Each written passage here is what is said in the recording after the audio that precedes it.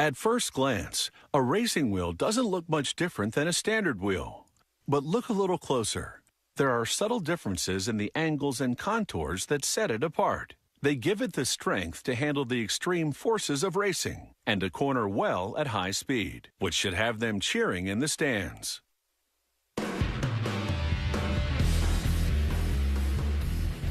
The driver will get the trophy and the credit, but a good set of wheels is behind every win.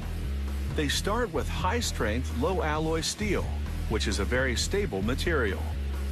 The first of a series of die presses gives the center disc a concave profile and forms lug holes.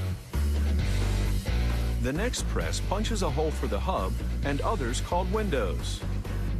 Windows help cool the brakes while maintaining strength where needed. They stamp rings around the windows. This is called coining. The rings give the windows a nicer look, and the action compresses the steel to further strengthen the part. The next press is critical. It forces the disc into a bowl shape and gives it precise dimensions to accommodate brakes. The specific angles also reinforce the part. It has taken a lot of punching and pressing, but the center disc of this racing wheel has really taken shape.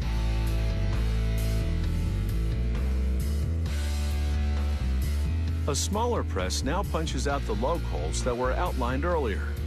These holes will allow the wheel to be mounted to a vehicle.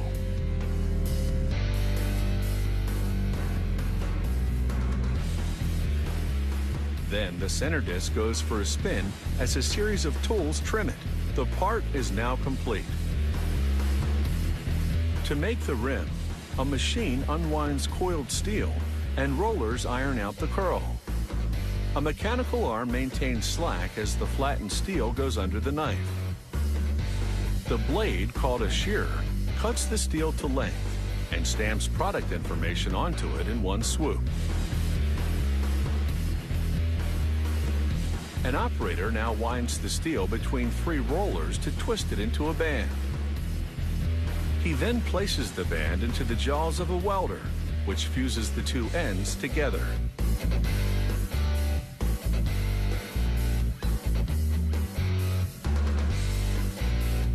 He then slides the band into a machine that scrapes off excess material from the weld. It's still warm, so it can be easily removed. Now, the band comes under some serious pressure as a machine forces it around dies at both ends to create flares.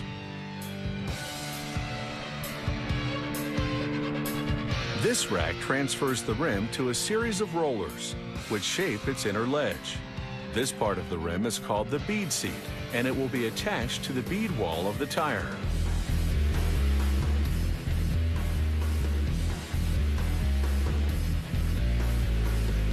They trim the rim to make the edges neater. This finishes off the part. They nestle the center disc loosely in the rim. As the rim spins, they heat the outside with a torch. This causes the steel to expand, and the center disc drops further into the rim. As the rim cools, it contracts, shrinking to the center part. The 2 parts are now interconnected, and a welding job makes the bond permanent.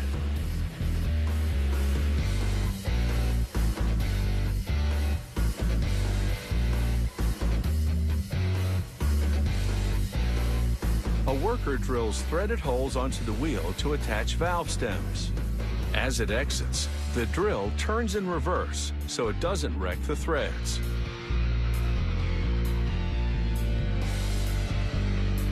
After a fresh coat of paint, they apply a thread locking adhesive to the valve stems and screw them into the holes. The valves will be used to add air to the tires.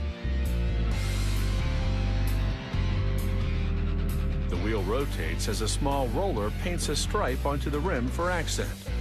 Then a press stamps a number onto it to identify this wheel in the event of a problem.